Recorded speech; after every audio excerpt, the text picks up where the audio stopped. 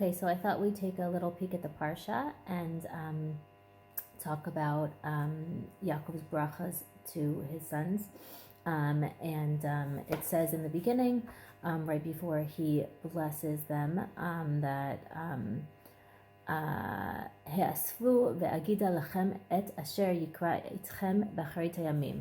So Yaakov wanted to, according to Mefarshim, to talk about what's going to happen at the end of the days, the Yemot Mashiach, and then Rashi and the Ramban explain that we get glimpses throughout the brachot of what Yaakov wanted to reveal, but it's written in a more difficult to understand way. And the example that they like to look at is the bracha of Yehuda. So we see that the bracha says, Lo yasur shevet mihuda u'mechokek miben raglav ad ki yavo shilo ve'lo yikat amim. And so leadership is never going to leave Shevet Yehuda until Shiloh comes, which the Mefarshim say is a reference to peace, world peace. And velo yikat amim. So what does the word yikat mean? So the Mefarshim seem to say that it means will gather together. The nations of the world will gather together towards Yehuda, the Yehudim, and that will be the Yemot HaMashiach. That's what's going to happen. There's going to be world peace, and all the nations are going to gather together. So I wanted to just take a little peek at the Rambam Hilchot Mashiach.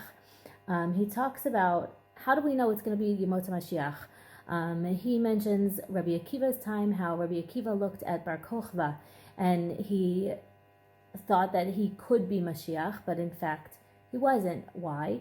Because the Mashiach has to fight the battles of Hashem, and win and bring peace to the world and rebuild the Beis HaMikdash. There's a list of things, of goals that need to be accomplished by the Mashiach in order to actually be considered Mashiach. Until then, he would be considered Bechezkat Mashiach until he's proven himself, because the Rambam holds that Ein bein olam hazeh limot Mashiach ela shiabud malchuyot bilvad. What's the difference between these days and Mashiach? He doesn't hold that it's going to be this supernatural existence, that there's going to be a change of nature, anything like that. The world will be as it will be. However, everybody will be in service of Hashem. We will all gather together, we will serve Hashem, and that is how we will know that Mashiach is here. And the Rambam continues on to say that we see that in the Tchilat Yemot HaMashiach, that in the beginning of the days of Mashiach is going to be the war of Gog uMagog. V'shekodem milchemet Gog uMagog ya'amod navi liYisrael liyasher Yisrael ulachim libam. That before the war of Gog uMagog, there's going to be a prophet that's going to come to straighten out Yisrael, who may have been crooked in that moment, and to prepare their hearts. Because we know from the pasuk that we're going to have Eliyahu Navi sent to us preceding Mashiach. So the Rambam holds there's going to be this Navi, which is in fact Eliyahu, or maybe a Gilgal of Eliyahu, however he holds. He's going to come and he's going to not change anything. He's not going to be Mitzaher Tameh. He's not going to switch anything around. It's going to be exactly as it should be. But he's going to open up our hearts. ויש מן החכמים שאומרים שקודם ביאת המשיח יבוא אליהו וכל אלה הדברים וכיוצא בהם לא ידע אדם האח יהיו עד שיהיו. He says these words are סתומים אצל הנביאים. גם החכמים אין להם קבלה בדברים אלו.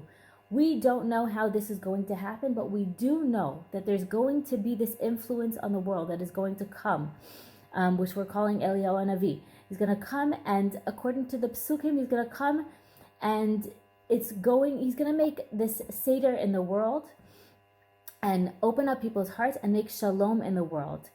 And until we have that, we're not going to have this peace on earth, which is really what he's saying the Yemot HaMashiach is.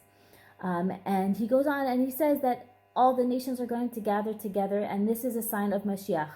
But he ends off with this reminder that lo nit'avu hanevi'im v'chachamim yemot Mashiach lo kedei sheishaltu al kol ha'olam. the Nevi'im and the Chachamim. Nobody wants Mashiach so that we could be like rulers over the world. That is not the goal. The end goal as the nation of Israel is to be this Or L'Goyim, is to lead, to be the teachers, to be the light in the world. And to lead the whole entire world, it's not in order to have all these, good things happen and it's just easy, but rather, we want to be able to achieve this state of Olam Haba. We want to be able to achieve this state where we don't have Ra'av, we don't have Milchama, we don't have Kin'ah, we don't have Tacharut.